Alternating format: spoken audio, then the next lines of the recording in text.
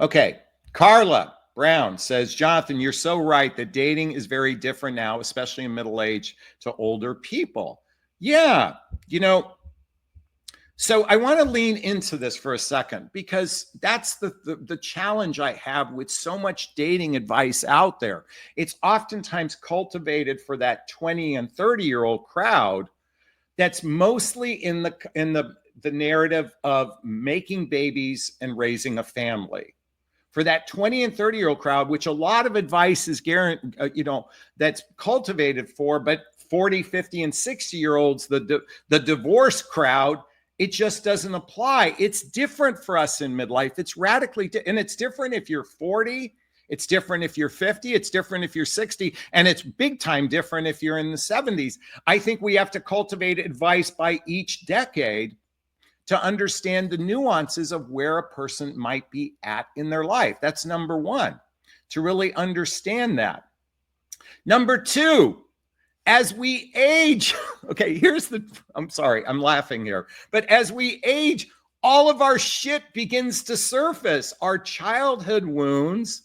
And I don't mean, and traumas, I'm not talking about genuine abuse. And I mean, folks, if you have to call a doctor, an attorney, or a police person, excuse me, then that's something different. I'm talking about garden variety childhood wounds and traumas, and then the adult trauma of divorce. Roughly 75% of singles in the dating marketplace over 45 years old are divorced. And with divorce comes the unraveling of the tapestry of our life with another human being that could be the equivalent of PTSD or micro PTSD. Do you realize that? Do you know a heartbreak, a breakup? Oh, by the way, I mean, what if you were in a relationship with a narcissist, whether you're in a relationship with a selfish person? I mean, that's an emotional trauma that requires healing. And so, we have to understand this is the invitation for those of us in midlife. That's why it's so different for us, because as we age, we accumulate something known as bump, baggage. Okay. Now, I prefer to call it luggage, but it's baggage. We have accumulated a lot of stuff in our lives. So the hard part for us dating is your life is like this and their life is like this. And we're trying to put square pegs in a round hole. And Nicole wants to go on to say, when I was in my 20s and 30s, the dating advice was crap. Remember the book, The Rules? The book, The Rules, was hyper focused on using manipulation techniques to create a temporary attraction with a person. A temporary attraction with a person, not a lasting attraction, a temporary attraction. Yes, like a broken clock, it works twice a day.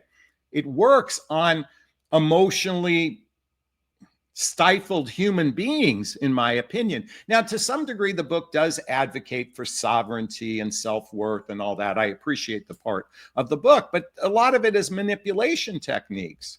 And Brenda goes on to say, no B online is a shit show. Divorced several times also. It doesn't get better. Not that we don't deserve love, but we do. But we have to do the work. And so I'm coming back to the reason why online dating is one benefit of online dating is at least it implies intent.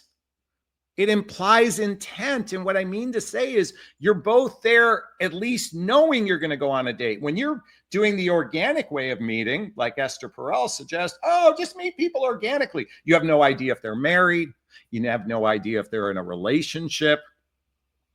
You have no idea what their status is. If they're a total stranger, at least with online dating, you get to do a little bit of vetting ahead of time. The problem is we're focused on this kind of vetting. How's your day going? Wait, it's like this. How's your day going? Did you have a good day? Tell me about your day. I want to hear all about your day. I'm going to say something, and you women are no picnic at this either. You guys are just as inept at this as men. We don't know how to cultivate from a heart. We humans do such a poor job of operating from a genuine place of sovereignty, a genuine place of connecting with someone from the heart. And ladies, I'm sorry. I know you point the finger at men. And by the way, men point the finger at the problem as women. You complain about men being commitment phobe and users and narcissists. This is where you're complaining. And men complain about women being gold diggers. They complain about the feminist movement. I mean, this is the problem, is everybody's pointing the finger and they're not looking at the three fingers pointing back at themselves. And so all I do is draw attention to this and suggest that what if we operate from absolute space of sovereignty and a place of knowing? Imagine that. Do you know, it's interesting. Every couple I interview, even John Gottman talked about this recently, talking about the story when he met Julie. I believe it was at a coffee shop, and he literally said he had an instant knowing. Now, the way he describes it, it doesn't sound like lust. It doesn't sound like limerence. It doesn't even sound like love at first sight. What he felt was an energetic connection with her, an energetic connection. That's what I'm inviting everyone to do. If you read my book, What the Heck is Self-Love Anyway? First off, I got to make another plug for the book. Okay. It's a simple journey of personal development, self-help, and spiritual work. It's just everything I've ever read is condensed in a book. When we're operating from our sovereignty, and then we operate from magnetic connection, energetic connection, really connecting.